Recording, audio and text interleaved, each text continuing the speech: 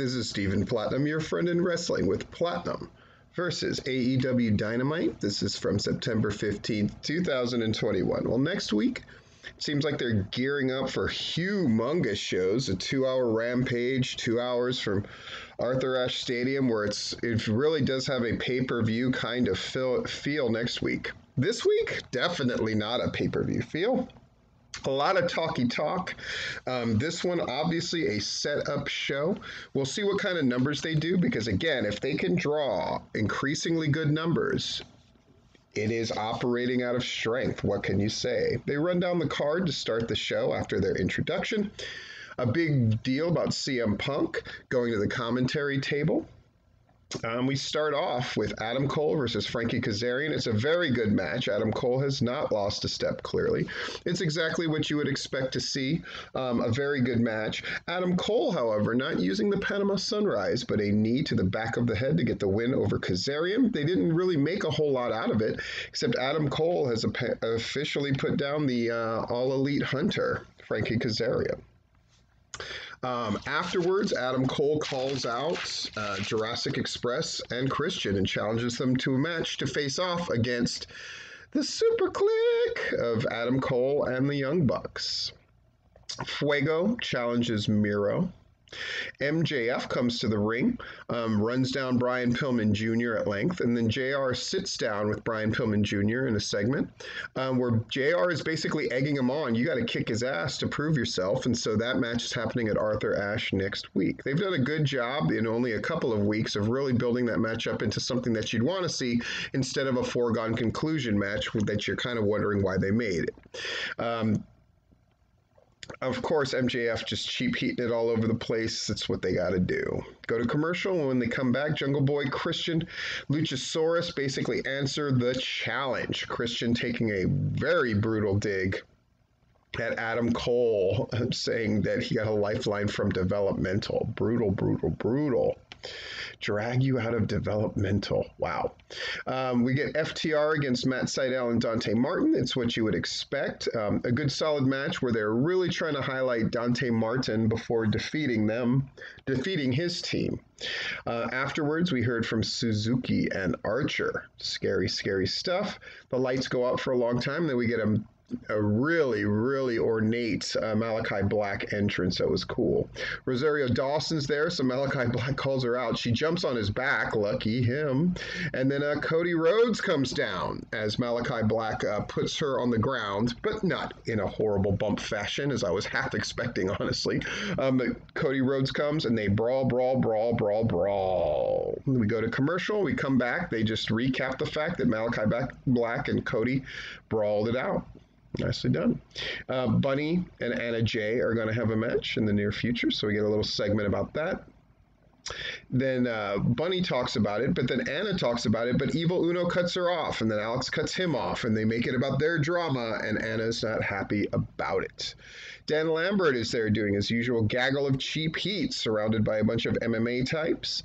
Then Jericho comes and calls and runs him down, and they just do silly "we hate you" stuff, apparently to set up a match for next week as well. The Gun Club finally addresses the fact that they turned on the Nightmare Factory and explain why they did it. They're all undefeated in various incarnations. We deserve more credit. Gotcha. Match number 3, Jade Cargill against Layla Hirsch. Jade Cargill's longest match to date by far, especially as a single. Layla Hirsch does a good job here. They don't get lost very often or anything like that, and Jade Cargill eventually goes over in her first really competitive singles match.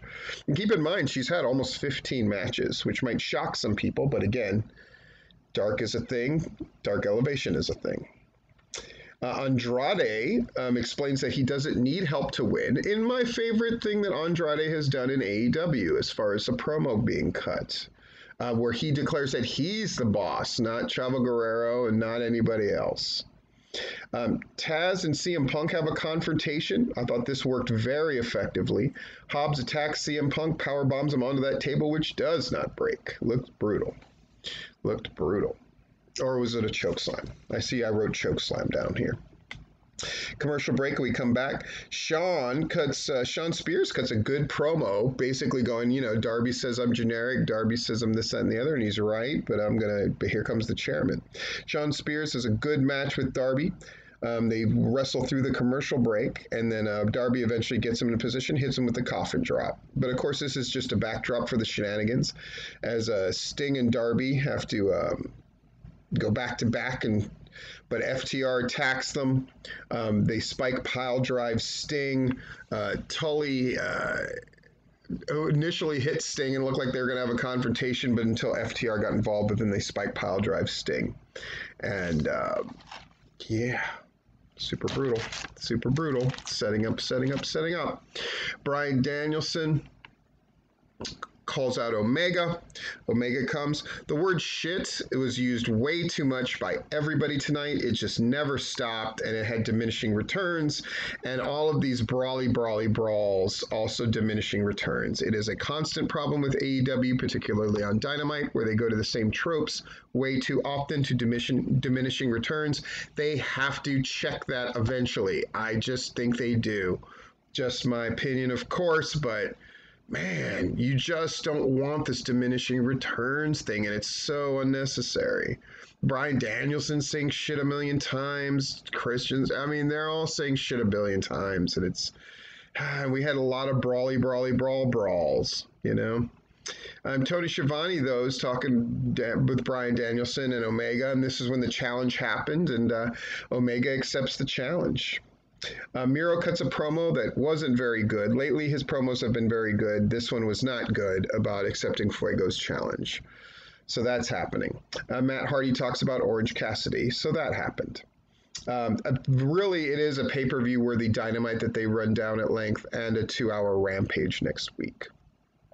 We get Eddie Kingston and Jon Moxley in our main event against 2.0 with Daniel Garcia. And they all got involved. They all did their thing. Jeff Parker, Matt Lee of 2.0, and Daniel Garcia. Eddie Kingston and Jon Moxley finally win the match with a lariat combined with a Tazplex. So super brutal. And then, they brawled to start the match, and then afterwards, Suzuki and Lance come, and Lance drops Kingston, and Suzuki, and then everybody brawly, fight. So that was tonight's theme, was brawly, fight, and saying the word shit at least 24 times in the show.